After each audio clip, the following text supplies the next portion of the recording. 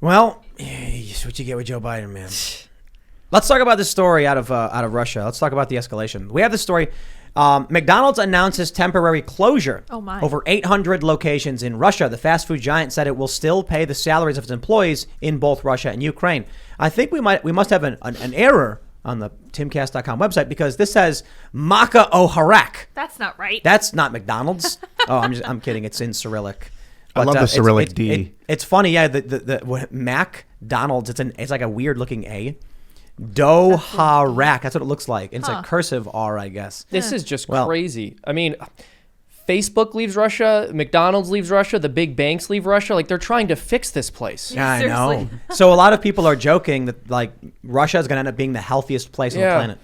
Well, when I was in Chile, it was very disturbing because Diet Coke had been surged into the country basically in the decade prior, and obesity was rampant. It was really disturbing. I gotta be completely honest. When I heard that McDonald's and Facebook and Google and Apple and MasterCard were all pulling out, I was like, I really would love to experience that right now. Just to like, you wake up and it's quiet. It's just quiet. You walk outside and you look around and you don't hear anything. And then you hear like a woodpecker in the distance and you're like, and that's it? That's the only information. It's just like, ah. So the people in Russia, I'm sure, in all seriousness, are probably, I don't think they're freaking out over McDonald's, to be honest. They're probably worried their ATMs aren't working, or they're probably worried. I think March 9th, tomorrow, is the last day for Visa and MasterCard to work. So they got to switch over. Apparently, the local banks are going to keep facilitating Visa and MasterCards internally, so Visa and MasterCard can't shut that down. So they're probably going to be fine. Yeah, that's what I meant when I was referring to the big banks, by the way, is Visa and MasterCard pulling out. But there's like Deloitte, there's like Ernst Young, there's a bunch of big international financial organizations that are cutting off Russia. There's a lot. Like it's not even that too. Like FIFA banned Russia's soccer team from the World Cup. Yeah, the CHL from the video games. Yeah. EA. Dude, they banned cats. They banned Russian cats from competing in. That's reasonable. Yeah, of course. The Canadian, I get it. Those cats deserve everything they're getting. That's right. The CHL, which is the Canadian Junior Hockey League, which is like one of the biggest, junior hockey leagues in the world. They banned Russians from being drafted into the CHL. And I did my part when I was at the bar the other night. Somebody ordered a Moscow Mule, and I immediately just punched him in the face. Yes, perfect. Not a true story. Ruskies, right? That's going to be the new phrase. Yeah. What? Well, I was going to say the real blow to Russia right now is that Adidas is shutting down their stores, and we all know that they only wear those tracksuits, right? It's over. It's over. They're done, actually. No more Russian mafia tracksuits. This is the Borg attempting to digest the Russian issue. No, I think it's vomiting it up. All of these like international institutions are leaving Russia. It's like, imagine there's a giant like squid alien creature with its tentacles all over all these countries, and something happened to where they're like pulling away from Russia, and it's finally clearing a path. The vines are being torn away, and now Russia is just like, I mean, these look. If you are one of these people who thinks late stage capitalism is awful, you should probably be happy these companies are pulling out of Russia, because I got to be honest, I understand making life harder for Russians and affecting their economy is a bad thing.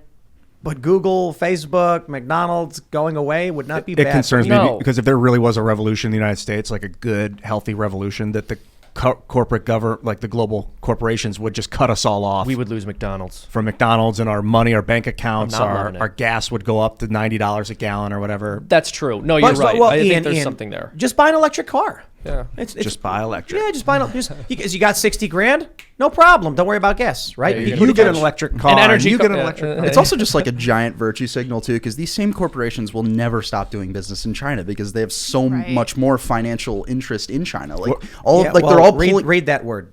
What about a Taiwan? What does that word say? I can't. Temporarily. Temporarily. Yeah. Temporarily. Yeah. Yeah. What does that mean? Until they want to stop, basically. It means they're not really doing anything. Yeah, they're temporarily. It's especially funny with FIFA too, because the World Cup this year is literally being held in Qatar. Not exactly a friendly country to human rights. Aren't there like human bones in the structure of the World Cup stadium? They're using slave labor to build the stadiums. And I've heard, this could be wrong. I could be wrong about this. So definitely fact check.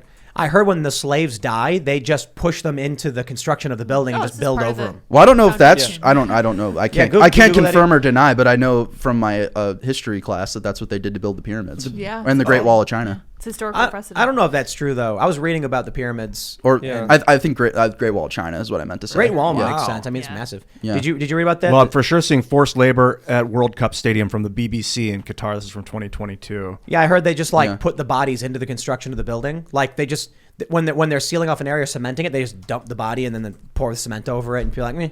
Are you serious? Solved. I've heard that. I thought you were being hyperbolic. Yeah. No, legit. Wow. Like, I've heard some of those stories, but it could just be propaganda. I don't know. Qatar migrant workers unpaid for months of work on FIFA Stadium. This is from amnesty.org.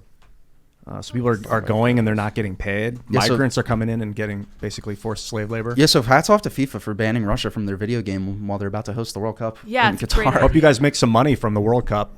Yeah, that's why you're doing it, right? Yeah. Right. So Guardian says 6,500 migrant workers have died in Qatar since the World Cup awarded. Is it Qatar or Qatar? Either. Oh, okay. Yeah, depends on who you ask. Oh, yeah. Cool. Yeah, it's like how you can spell healthcare with either a space or all one word. All right. Yeah. Well, it's funny to me that McDonald's is coming out of Russia and they refuse to do anything about China, where they are actually actively racist in their commercials. McDonald's themselves as a company, they basically endorse it. They just go along with it because it's what China wants. Anything China wants, China, I guess, is a much bigger deal than Russia. And going off that, obviously we're mad by how expensive gas has gotten due to the fact that the world is sanctioning one of the biggest oil producers in the world. Imagine if China invades Taiwan and all of a sudden all of these same countries are now sanctioning China, which produces 80% of the ingredients in our medicines and a lot of our semiconductors. I know we complain about the price of gas, but imagine we're sanctioning a country that produces so much of our manufactured goods. On the upside, maybe China won't invade Taiwan because they will be sanctioned like this and they'll have total cutoff from the global economy. So I don't know about that story about bodies being in the stadium, because that might have been propaganda to manipulate. But I did see a report that said 34 deaths in the construction of the stadium. Jeez. And now I'm looking at this story about FIFA inundated with 17 million requests for World Cup tickets. Whoa. So it's just kind of like, this is a country that we've heavily criticized that exploits people to an extreme degree. And we're like, yeah, but they're cool. Russia. It brings a new definition to built on the backs of slaves. Literally, yeah. Slavery, there's more slaves alive today than there's ever been, right? Incredible. Dude, I was just coming to terms with just accepting the slavery on Earth right now. This plastic these materials, these Apple materials are built by slave labor in China. I don't know the specifics, but okay. Use it like fuel to fix the system, but it's horrifying. It's the way things are, man. That's screwed up. Yeah. This is the reality. We don't think of about it that the often. planet. We really don't think about the sweatshop labor that often. It's horrific. It's not even necessarily that. It's Americans, and it's mostly these Democrat types don't want to talk about it. They're the ones who get angry and make the comics dismissing any criticism of them, protesting issues that they actually support. Right. So when you have people saying at Occupy Wall Street, these billionaire elites, and then they put up a shrine to Steve Jobs, I'm like, don't you see a little hypocrisy there? This is the guy who's exploiting labor. I despise Apple products. Designed in Cupertino. I absolutely despise Apple. It's like I remember I had a friend who was in college, and she was like, my school is making me buy an Apple desktop for design. And I was like, why?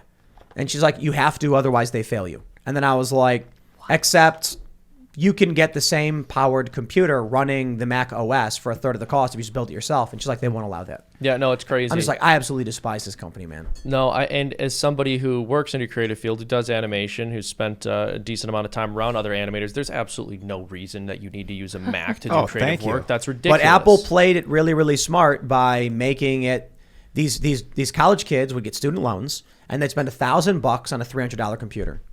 With the proprietary charger and everything. And it's like, what is the Mac OS? Like a rebranded Unix system? I don't know. Probably, yeah. I think it is. And so then all of a sudden you get Occupy Wall Street, and they're like, Mac's good, and we're gonna celebrate, put up a shrine for Steve Jobs. It's trendy. It looks cool. You know, man. I will say this: the virus thing, man. They don't get viruses. It's true. Yeah, Mac for them. That's Mac a lie. OS is a Unix. That's a lie, right? That's a lie. They don't. Well, everyone I know who has a Mac has said they don't get viruses on it, and I've definitely. In the early days of the excellent marketing from Apple, there was the narrative saying that Apples don't get viruses and it just works, and that's technically true. What was happening was Apples were less likely to get viruses because their market share was less than 1%. Yeah, there aren't as many. So designed. Nobody was making them. That makes Now sense. and the same thing is true for Linux. People say Ubuntu doesn't get viruses either, and it's like, yeah, because like 0.03% of people are using a bunch. Granted, a lot of stores like Walmart, I don't know specifically Walmart, but a lot of big box stores use Linux for all of their point of sale terminals and self checkouts because it's free. Yeah. They don't want to pay. But yeah. I think Walmart might use XP or something. Dude, for all my talk about not trusting the media, I bought their narrative about Apple not getting viruses. Shame on me. Shame. But one thing I was pointing out earlier was I love that they write designed in Cupertino on their products. It's like, you mean made in China? Yes. Like, I don't care if it's designed here. Yeah. You made it somewhere else. Like, I didn't think that, like, nobody thought that you were having the people working in the sweatshops design the products. You're not progressive for doing that here. Designed in my luxury apartment in Cupertino, exactly. California. Thanks for checking out this segment from the Timcast IRL podcast. But if you want to check out the full show live, tune in Monday through Friday at 8 p.m. And if you want more special access content, head over to timcast.com and become a member. Your membership helps sustain this company, keep our journalists employed, makes this show happen, and you will get access to exclusive members-only segments of the Timcast IRL podcast, and there's a massive library to check out. So again, go to timcast.com or tune in Monday through Friday at 8 p.m., and we'll see you all there.